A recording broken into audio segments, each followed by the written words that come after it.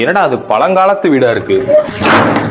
மருதுபாண்டியர்கள் பயன்படுத்திய ஆயுத கிடங்குக்கு தான் இன்னைக்கு நம்ம வந்திருக்கோம். என்னென்ன ஆயுதங்கள் இருக்கு அப்படின்றத பார்க்கலாம் வாங்க. எவ்வளவு பெரிய ஈட்டின்னு பாருங்க.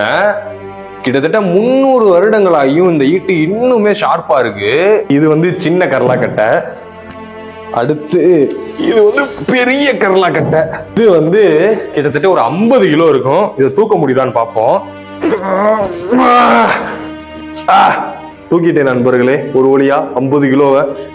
இது அந்த காலத்தோடைய மான் கொம்பு. இப்ப வந்து இதோட நிலைமையை பாருங்க, துருப்பிடிச்சு ரொம்ப ஒரு கவலைக்கிடமான நிலைமையில தான் இருக்கு. இதுதான் அந்த காலத்து தம்பிள்ஸ். கரெக்டா உள்ள ஒரு குடிமானம் கொடுத்து தம்பிள்ஸ் ரெடி பண்ணியிருக்காங்க. இதை தூக்கி தூக்கி வச்சதுக்கே எனக்கு இவ்வளவு மூச்சு இழைக்குது. இதெல்லாம் தூக்கிட்டு எப்படா சண்டை போட்டாங்க நம்ம ஆளுங்க. அரிய வகையான போர்க்கருவிகள்லாம் இந்த இடத்துல இருக்கு. ஆனா இந்த போர்க்கருவிகள் வந்து பாதுகாப்பு இல்லாத ஒரு நிலையில தான் இந்த இடத்துல இருக்கு. இப்ப நம்ம இந்த இடத்துல இருக்க ஈட்டிகள் எல்லாம் பார்த்தோம். நம்ம வரலாறு கொஞ்சம் கொஞ்சமா அழிஞ்சிட்டே வருது. யாரு காப்பாற்ற போறான்னு தெரியல. உங்களுடைய கருத்துக்களை மறக்காம கமெண்ட் பண்ணுங்க.